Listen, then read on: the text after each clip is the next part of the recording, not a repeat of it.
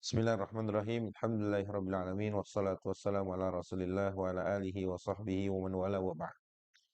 Assalamualaikum warahmatullahi wabarakatuh. Alhamdulillah, teman-teman sahabat taslih rahmati Allah. Kembali kita bersyukur pada Allah atas semua kemudahan, atas semua nikmat sehingga kita bisa kembali eh, hidup. Allah hidupkan kita agar terus kita beramal, mentaubat dosa-dosa kita, beramal saleh sehingga menjadi hamba yang Allah cintai. Sahabat asli rahmati Allah, masih dalam lanjutan pembahasan kitab Ad-Da' wa Dawa karya Imam Ibnu Qayyim Al-Jauziyah rahimahullahu taala. Dalam eh, kitab ini yang sudah kita bahas beberapa episode ini, alhamdulillah eh, kita bersyukur kita masih diberikan kesempatan untuk kembali menuntut ilmu, khususnya membahas kitab ini. Yang insya Allah kita akan masuk ke pasal baru. Sebelumnya saya harus sampaikan bahwa ada beberapa pasal yang saya baca, kemudian eh, saya tidak kaji dalam hal ini karena bagian dari mempersingkat poin-poin yang saya rasa lebih penting dari pembahasan-pembahasan yang Ibnu Qayyim detailkan, yang mungkin lebih ke permasalahan fikih sekali gitu ya. Tapi tidak apa-apa, semoga tidak mengurangi eh, kesungguhan kita, dan semoga ini menjadi amanah ilmiah karena sudah saya baca dan sebagainya. Baik, sekarang di halaman 413. Insyaallah kita akan lanjut di pembahasan. Qala al-mu'allifu, mari kita baca. Qala al-mu'allifu rahimahullahu ta'ala wa nafa'ana Allah bi ulumi fid dharain amin. Faslun fa in qila wa hal ma'a dhalika kullih min dawa'in li hadha ad-da' al-udal wa ruqyatin li hadha sihr al-quttal wa mal ihtiyalu daf'i hadha al-khabal. Jika ditanya apakah dari semua pembahasan di atas itu yang sekian episode kita sudah bahas, apakah dari semua pembahasan itu ada obat yang mampu melawan penyakit ini, yang bisa menjadi obat, kemudian yang bisa menjadi ruqyah dari sihir yang mematikan ini? Karena pembahasan panjang itu nanti ujungnya akan atau berawal dari pertanyaan seseorang yang dia menginginkan terlepas dari penyakit apa namanya, al-ishq atau rasa cinta yang bukan pada tempatnya gitu ya. Yang itu menjadi sebab Ibnul Qayyim menulis kitab ini juga. Baik, kita baca. Wa hal min tariqin qasidin ila taufiq wa hal yumkinu as-saqrana bi khamratil hawa an yafiq. Intinya ini pertanyaan-pertanyaan yang apakah dari semua pembahasan itu akan ada jawabannya? Apakah dari ini akan ada menyembuhkan? Apakah ada yang mampu menyadarkan lagi setelah terlena dalam atau larut dalam mabuk yang dalam dan lain sebagainya. Baik,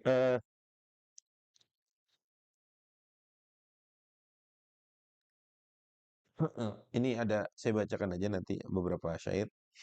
In lama hulaimut at iltadza bimalamihi dzikran li mahbubih wa in ada lahu adilun agharrahu azluhu wa sara bihi fi tariqi matlubih yunadi alaihi syahidu halihi bal lisanu qailihi waqifil hawa bi haitsu anti falaysa li mutaakhkharun anhu wala mutaqaddamu wa ahantani fa ahantu nafsi jahidan ma min yahunu alayki mimman yukramu ashbahti a'da'i fasirtu ahibbahum idh kana hadhi minki hadhi minhum ajidul al-mulamata fi hawaki ladhidatan hayyan lidhikriki falyalumni al-lu'amu.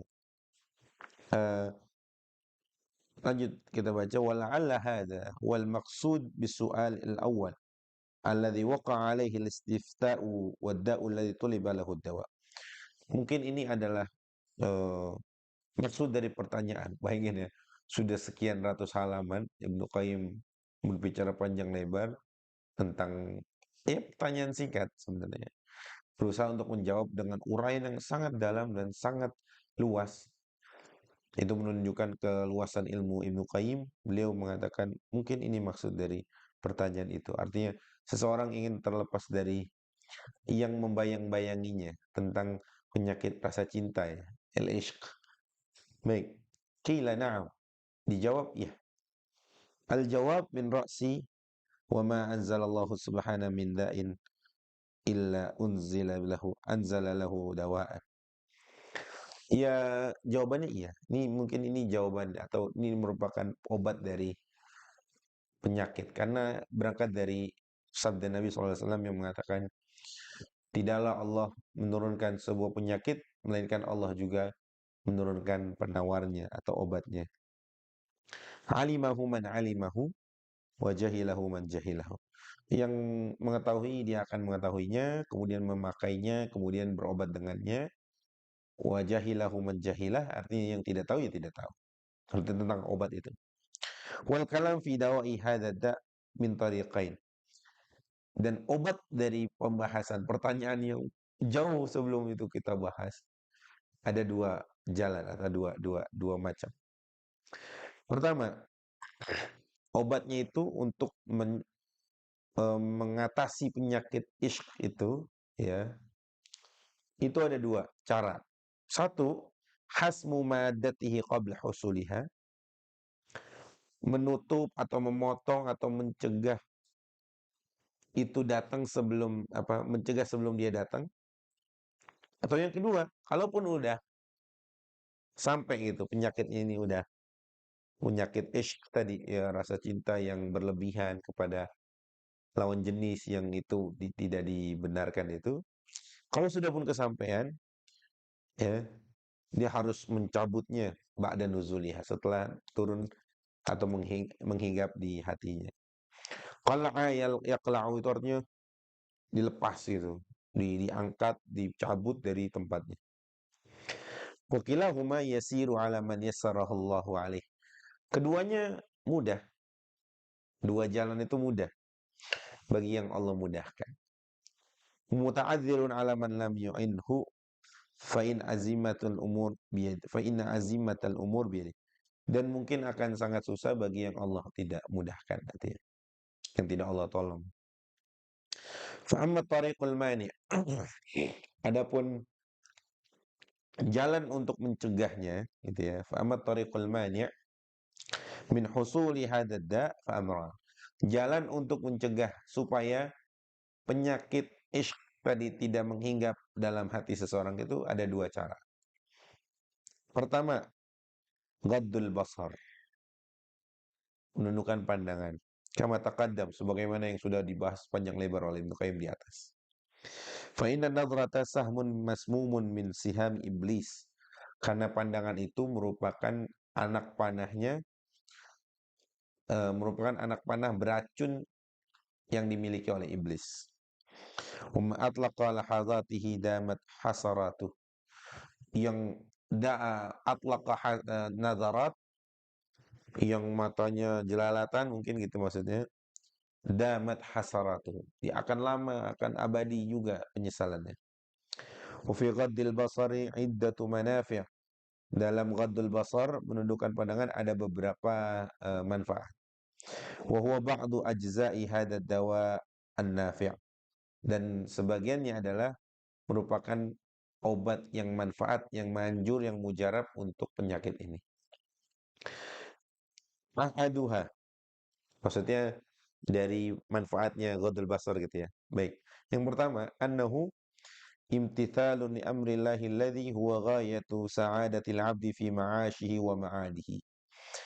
Melaksanakan perintah Allah yang mana jika seseorang melakukan perintah Allah, meninggalkan larangannya, itu adalah kunci kebahagiaan dunia dan akhirat. Walaysa lil 'abdi fi dunyahu wa akhiratihi anfa'u min imtithali awamir rabbih tabaraka wa ta'ala. Dan tidak ada yang sangat membahagiakan bagi seorang di dunia dan akhirat melainkan dari melakukan ketaatan kepada Allah. Wa masa'ida man sa'ida fid dunya wal akhirah illa bimtithali awamirihi wa ma syaqiya man syaqiya fid dunya wal akhirah illa bitadi awam. Ya, sebagaimana orang itu akan bahagia saat ia menjalankan perintah Allah, maka dia akan sengsara apabila ia meninggalkan, mengabaikan perintah Allah. Artinya seseorang yang ghaddul basar itu menundukkan pandangan itu dia sedang melakukan salah satu perintah dari perintah Allah yang banyak. Atsaniyah yang kedua, annahu yamtani'u min wusuli athari as-sahmi al-masmum alladhi la'alla fihi halakuhu ila qalbihi. Yang kedua, manfaat ghaddul basar adalah mencegah dari dampak dari panah beracun itu yang mungkin akan mengena hatinya, ya, akan mengenai hatinya. Kemudian yang ketiga, ats-tsalitsah annahu yurithul qalba unsan billahi wa jam'iyatan 'ala Allah fa inna itlaqal basar yufarriqul qalb wa yushattituhu wa yub'iduhu min Allah wa laysa 'ala al-'abdi syai'un adharra min itlaqil basar fa innahu yuqi'ul wahsyata bainal 'abdi wa baina rabbih. Yang ketiga, ghadul basar mewarisi hati yang tenang, uns, tenang, dekat dengan Allah. Karena kalau mata jelalatan itu, kata Ibnu Qayyim, itu malah akan merobek hubungan hati kita dengan Allah. Singkatnya seperti itu. Baik, yang keempat, ar-rabi'ah, annahu yuqawwi al-qalba wa yufrihuhu. Dia akan menguatkan hati dan membahagiakan hati. Kama anna itlaqal basari yud'ifuhu wa yuhzinuhu. Sebagaimana mata jelalatan itu akan melemahkan dan menyedihkan, membuat sedih hati. Yang kelima, al-khamisah annahu yuqsibul qalba nuran. Ghadul basar itu akan memancarkan cahaya atau menambah cahaya dalam hati. Kama anna itlaqahu yuqsibhu dhulmatan. Sebagaimana saat seseorang tidak menundukkan pandangannya, maka yang ada hanya kegelapan demi kegelapan dalam hatinya. Walihada, dengan ini dzakara subhanahu ayatan nur aqibal amri bighaddil basar.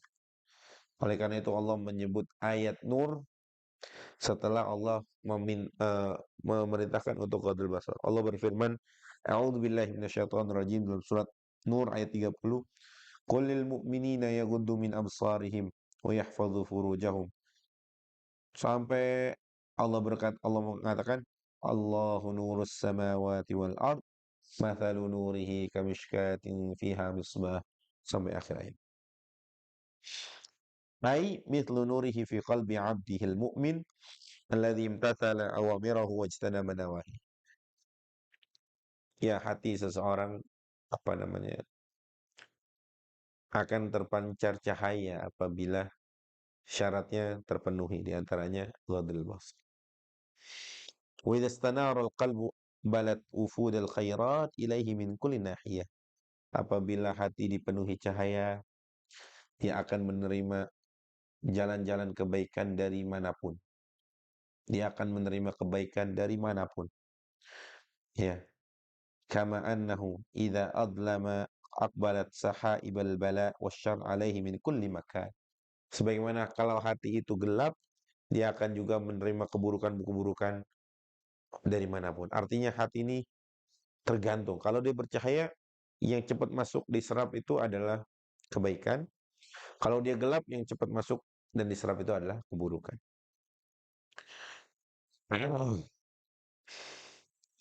Fama syi'ta min bid'in wa dhalalah wa tiba'i hawa wa ijtinabi huda wa iradi an asbabil sa'adah.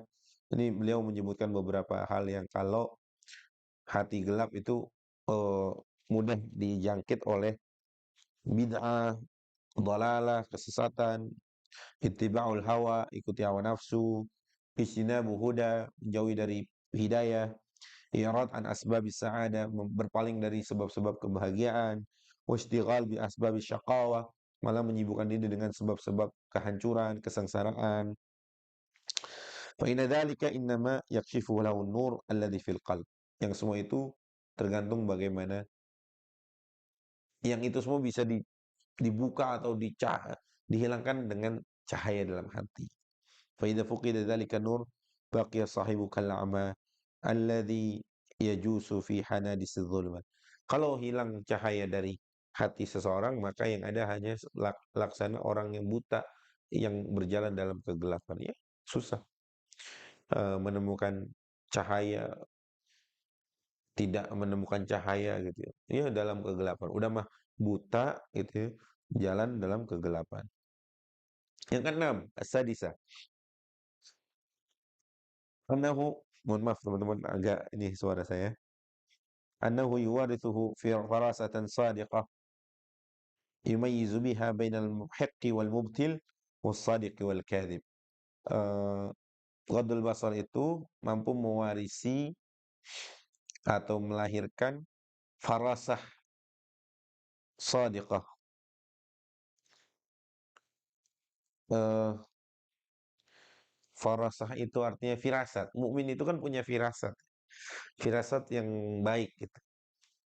Jadi ghadul basar itu salah satunya Ibnu Qayyim mengatakan faidahnya adalah mampu melahirkan, mewarisi firasah shadiqah. Firasat-firasat yang baik. Wa kana syuja'ul qar wa kana syuja'al karmani yaqul eh, ini 6 orang, Syuja' al-Qarmani, ya, dia mengatakan bahwa man ammara zahirahu bittiba'is sunnah wa batinahu bidawamil muraqabah wa ghadda basarahu 'anil maharim wa kaffa nafsahu 'anil syahawat wa igtada bil halal lam tukhti farasatuhu. Ini ada beberapa sebab. Kan ada firasat mukmin itu kan dibenarkan. Firasat saya kok nggak enak ya. Gitu ya, misalkan gitu ya. Kata Syuja' al-Karmani, apabila seorang mengerjakan ini, firasatnya nggak pernah salah, kata beliau. Pertama, barang siapa yang ammara zahirahu bittiba'is sunnah, zahirnya mengikuti sunnah, tampilan zahirnya sunnah gitu ya. Ya mungkin berpakaian yang rapi, wangi, kan sunnah. Memelihara jenggot, mencukur kumis, rapi, menyisir gitu ya. Pakaiannya segala macamnya itu. Kemudian wa batinahu bidawamil muraqabah, sedangkan dalam hatinya merasa terus diawasi oleh Allah. Kemudian wa ghadda basarahu bil maharim, menahan pandangan dari hal-hal yang haram. Wa kafa nafsahu syahawat, kemudian menahan dirinya dari syahwat-syahwat. Wa ghtada bil halal, kemudian juga hanya memakan dari makanan yang halal. Lam tukhti farasatuhu, maka firasatnya tidak pernah salah. Baik. Wallahu subhanahu yujzil 'abda ala 'amalihi bima huwa min jinsi 'amalih. Karena Allah mengganjar seseorang itu berdasarkan amalannya gitu ya. Wa man taraka lillahi syai'an 'awadahu Allahu khairan min. Barang siapa yang meninggalkan sesuatu karena Allah, Allah akan gantikan yang lebih baik darinya. Fa idza ghadda basarahu min an maharimillah 'awadahu Allahu bi an yutliqa nura basiratihi 'awdan min habsihi basarahu lillah. Ya, barang siapa yang menahan pandangannya karena Allah, ya maka Allah akan berikan cahaya dalam basirahnya. Basirah itu pandangan hatinya. Wa yaftahu alaih, Allah bukakan itu babul ilmi wal imani wal ma'rifah. Allah bukakan pintu ilmu, pintu iman, pintu ma'rifah wal farasatus sadiqah al musibah allati innama tunalu bi basiratil qalb, dan firasat yang baik, dan itu hanya didapat dari basiratul qalb, pandangan yang baik dari hati. Wadidu hadza ma wasafa Allah bihi al-lutiyah min al-'amah alladhi huwa diddul basirah. Faqala ta'ala la'amruka innahum lafi sakratihim ya'mahun.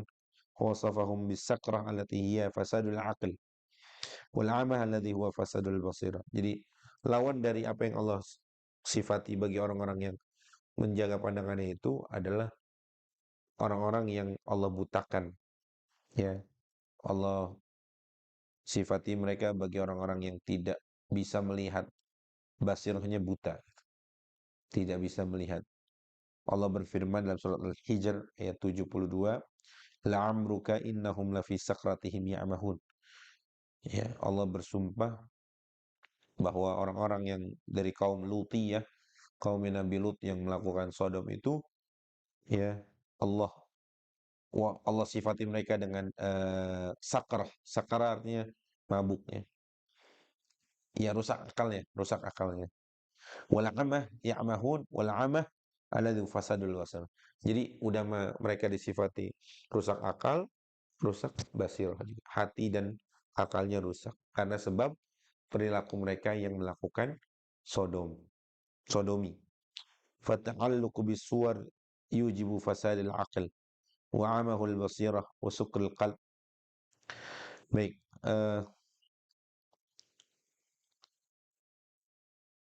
ya, tadi ada beberapa syair di sini. Ya, kita lewati saja. Kemudian sampai di as-sabi'ah, halaman setelahnya. Yang ini pengaruh atau faidah dari Ghadul Basar. Annahu yurithul qalban thabatan wa syaja'atan wa quwwah.